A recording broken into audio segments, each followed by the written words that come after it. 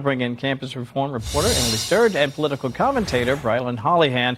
Emily, let me begin with you. I want to share this. This is the president talking about political violence. And on the one hand, we want to celebrate people like Erica and the great many young voices like yours who are really trying to coalesce behind what's been a very, very powerful moment and a great message. On the other hand, to contrast, we're all dealing with the fallout from political violence. I want to get your reaction to the president talking about that just yesterday.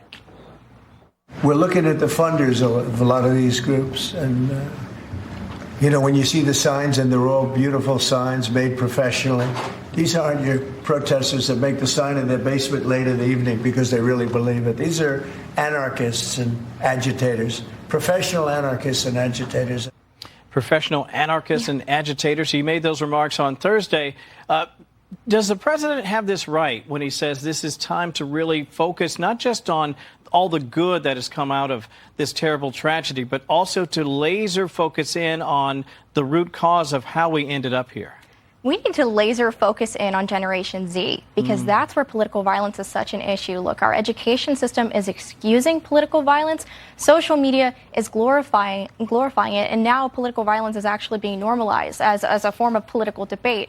And a recent survey from Yale Institute's Buckley Institute found that nearly 40% of college students found that physical violence is actually justifiable when used to silence someone accused of hate speech. Now college students are seeing actual political assassination as a tactic to silence debate. It's no longer a tragedy. It's actually a tactic. America should be fearful of the point that we've gotten to, so I'm glad the president is bringing awareness to it. Well, you really nailed it. Let me share this before I go over to Brylan Hollihan. Quinnipiac has a poll on political violence. Brylan, I want to get your reaction to it. It basically says this: how serious a problem do you think that politically motivated violence is today? Very serious, 71%. How did we get here? And in the 2 minutes we have left, how do we turn the corner, Brylan? Kevin, we got here because Gen Z doesn't know how to talk to each other. We were raised to believe that politics and faith were taboo topics that you couldn't talk about at the dinner table, you couldn't talk about in public. Therefore, when we get frustrated with our political views, we assassinate somebody. We don't know how to talk to somebody in person, eye to eye, not through a phone screen. Well, we don't have to live like this, Kevin. This is what I want to be really clear. It was just a few weeks ago that horrible shooting happened at the church in Minneapolis. It was 2 weeks ago that the horrible stabbing happened in the light rail train in North Carolina. And now we have Charlie Kirk being assassinated. We don't have to accept political violence. We don't have to live in a country where this is normal. We can love each other. We can actually have conversations with each other. What we have to do is make America talk again. We have to be having civil discourse, champion on college campuses, just like Charlie did, by actually having a free exchange of ideas. You didn't see the right, after Charlie's assassination, go and burn down Wendy's and loot CVS's. We actually started talking to each other more. We got down on our knees and prayed.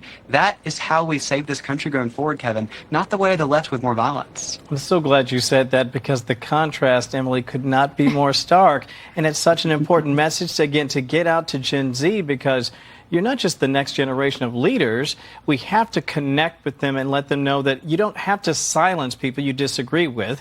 They can have their opinion. You can have yours. 15 seconds left. I mean, what we need to be fighting for here, faith, family values, traditional values that give young people purpose and steer them away from radical ideologies. That's the solution here. Brylan, 15 seconds. You can wrap us up. We are on college campuses all across this country. I kicked off my first campus speech last week at the University of Arkansas. A line of students outside at a packed auditorium that we couldn't even fit everybody in. Young people are off the sidelines, more energized than even they were in the 24 election. That's Charlie's legacy right there. It's pretty cool to see. Yeah, it's pretty amazing to see, quite frankly. And again, what's really, I think, most encouraging is this idea of seeing so many young people come together and say it's okay to have discourse. It's okay to have a conversation. I don't have to have you thrown off campus. I don't have to call in a bomb threat to silence you. We can talk, we can agree to disagree, and that's okay too. Great to see you both. Brylan Hollihan, I know you've been traveling a lot, my friend. Continued success as you continue to travel around the country. And Emily Sturge, thank you as well. We appreciate you both.